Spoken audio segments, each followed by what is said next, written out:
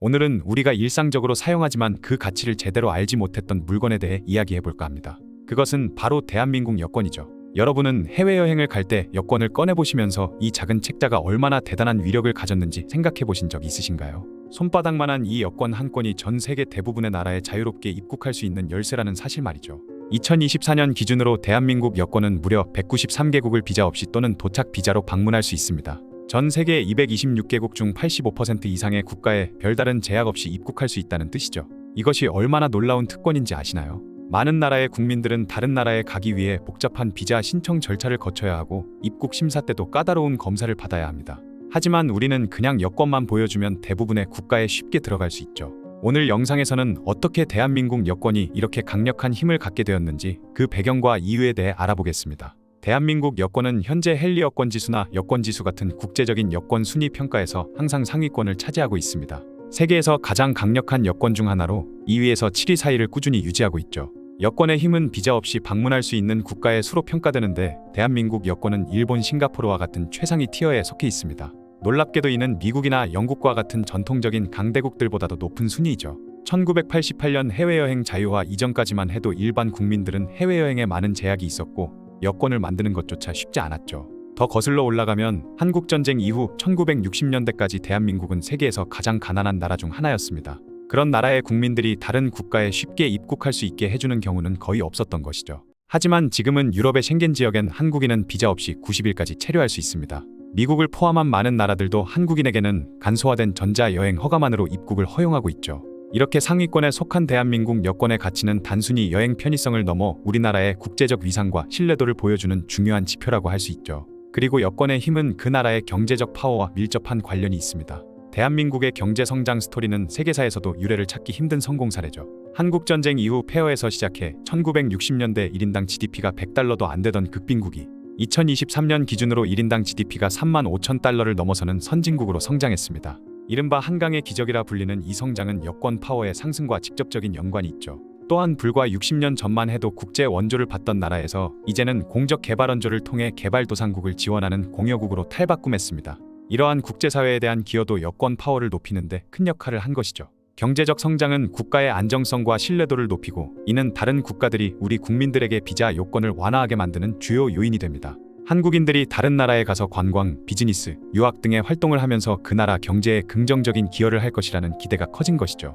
특히 마스터카드가 2023년 발표한 글로벌 여행도시 지표에 따르면 한국인 여행객의 지출 규모는 세계 6위를 차지했습니다. 한국 앞에는 고작 5개국밖에 없었죠. 이렇게 한국인들의 높은 소비력은 다른 나라들이 한국 관광객을 환영하는 중요한 이유 중 하나입니다. 그리고 여권 파워의 핵심 요소 중 하나는 그 나라 국민들에 대한 국제적 신뢰도입니다. 한국인들은 해외에서 대체로 법규를 잘 준수하고 현지 문화를 존중하며 불법 체류나 범죄 행위에 연루되는 비율이 낮다는 평가를 받고 있죠. 특히 중요한 것은 한국인들이 외국에서 체류 기간을 초과하는 비율이 매우 낮다는 점입니다. 미국에서 한국인의 오버스테이는 약 1% 미만으로 이는 상당히 낮은 수치죠. 일본, 유럽에서도 한국인들은 체류 기간을 잘 지키는 것으로 알려져 있습니다. 이런 신뢰는 하루아침에 얻어진 것이 아닙니다. 수십 년간 해외에서 활동한 수많은 한국인들의 노력과 성과가 모여 만들어진 결과죠. 우리 모두가 함께 쌓아온 소중한 자산인 것입니다. 외국 정부 입장에서는 한국인들이 자국에 입국해도 별다른 문제를 일으키지 않을 것이라는 신뢰가 있기 때문에 비자 면제 혜택을 제공하는 것이죠. 또한 관광객으로서 한국인들은 소비력이 높고 매너가 좋다는 인식이 확산되어 있습니다. 많은 국가들이 경제적 이점 때문에 한국인 관광객을 유치하기 위해 비자 정책을 완화하는 경향을 보이는 것이죠. 또한 여권의 힘은 국가 간 외교 관계와도 밀접하게 연결되어 있습니다. 대한민국은 지정학적으로 매우 특수한 위치에 있는데요. 과거 냉전 시기에는 자유진영의 최전선으로서 공산권 국가들과 적대적 관계에 있었습니다. 그러나 1980년대 이후부터 대한민국은 적극적으로 소련, 중국을 비롯한 공산권 국가들과의 관계 개선에 나섰죠. 또한 대한민국은 종교적으로도 중립적인 입장에서 중동 국가들과 관계를 맺어왔습니다. 한국에는 압도적인 지배 종교나 국교가 없고 무교 비율이 높은 특성 덕분에 중동 국가들에 접근하기 수월했죠. 거기다가 7, 80년대에는 사우디아라비아, 리비아 등 중동 국가들의 대규모 건설 사업에 참여하며 관계를 다져왔습니다. 특히 주목할 만한 점은 순니파 나라들 뿐만 아니라 시아파인 이란과도 동시에 좋은 관계를 유지하고 있다는 것입니다. 서울 강남에 테헤란로가 있고 이란의 테헤란에도 서울로라는 도로가 있는데 이것 역시 이란과 한국과의 우호를 증진하기 위해 각 수도에 서로의 수도 이름을 따서 길을 만들었기 때문이죠. 이란 혁명 이후에도 이 이름이 바뀌지 않고 유지되고 있다는 것은 양국 관계의 지속성을 보여주고 있습니다. 거기다가 대한민국은 식민지 경험과 전쟁의 폐허에서 선진국으로 성장한 유일한 사례로 많은 개발도상국들에게 롤모델이 되고 있습니다. 이는 중국이나 일본 같은 강대국들이 갖지 못한 독특한 강점이죠. 중국과 일본은 역사적으로 제국주의적 성향을 보였거나 현재도 강한 패권국으로 여겨지는 반면 한국은 식민지 출신으로 반세기 만에 선진국 대열에 합류한 국가입니다.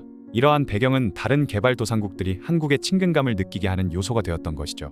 한국은 산업화와 민주화를 동시에 이룬 경험이 있기 때문에 경제 발전과 정치적 변화를 동시에 추구하는 국가들에게 좋은 본보기가 되고 있습니다. 또한 한국은 다른 나라의 내정에 간섭하지 않고 실용적인 경제 협력에 중점을 두는 접근 방식으로 많은 국가들과 우호적인 관계를 맺고 있죠. 이런 이유로 많은 국가들이 한국과의 관계를 중요시하며 이는 자연스럽게 한국인들에 대한 비자 면제로 이어지고 있습니다. 한국은 특별한 위협이 되지 않으면서도 경제적으로는 도움이 되는 이상적인 파트너로 인식되고 있는 것이죠. 여권 파워를 결정하는 또 하나의 중요한 요소는 여권 자체의 보안성과 기술적 신뢰도입니다. 대한민국 여권은 기술적으로도 세계 최고 수준이라는 평가를 받고 있어요. 2008년부터 도입된 전자여권은 내장된 IC칩을 통해 여권 소지자의 개인정보와 생체정보를 저장하고 있어 위조나 변조가 거의 불가능한 수준의 보안성을 갖추고 있습니다. 이러한 기술적 신뢰성은 다른 국가들이 대한민국 여권을 인정하고 무비자 입국을 허용하는 데 중요한 기반이 되죠. 특히 2021년 12월 21일부터 발급되기 시작한 차세대 전자여권은 보안성과 내구성을 한층 더 강화했습니다. 표지 색상도 33년 만에 녹색에서 네이비 블루로 변경되었는데요. 녹색은 주로 이슬람 국가들이 사용하는 색상이라 오해의 소지가 있었고 온라인 설문조사와 여론조사에서도 약 70%가 네이비 블루를 선호했다고 합니다. 또한 개인정보면을 종이에서 폴리카보네이트 소재로 바꾸고 잉크 대신 레이저 기술을 사용해 위조를 더욱 어렵게 만들었죠. 주민등록번호 뒷자리 표시를 제외하고 여권번호 체계도 변경하는 등 다양한 보안 강화 조치가 이루어졌습니다. 이는 한국인들이 전 세계 공항에서 자동 출입국 심사대를 이용할 수 있게 하는 기반이 되기도 하죠.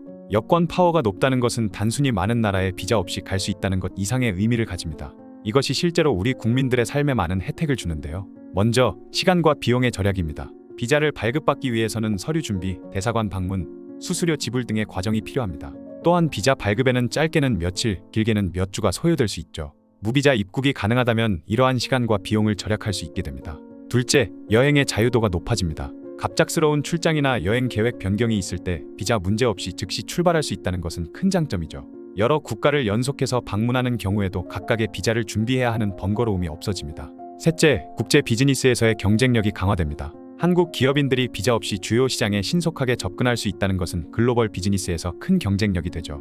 비즈니스 기회를 포착하고 신속하게 대응할 수 있는 능력은 글로벌 시장에서 성공하기 위한 필수 요소입니다. 넷째, 국제 교류와 학습 기회가 확대됩니다. 학생들이 해외 연수나 교환학생 프로그램에 참여하기 쉬워지고 연구자들이 국제 컨퍼런스나 공동 연구에 참여하는 데 있어서도 행정적 장벽이 낮아지죠. 이는 장기적으로 국가의 지식 기반과 인적 자원의 질을 높이는 데 기여합니다. 다섯째, 국제 긴급 상황에서의 대응력이 향상됩니다. 자연재해나 정치적 불안 등으로 인해 긴급히 출국해야 하는 상황이 발생했을 때 인접국으로 신속하게 이동할 수 있다는 것은 국민 안전에 있어서 중요한 장점이죠.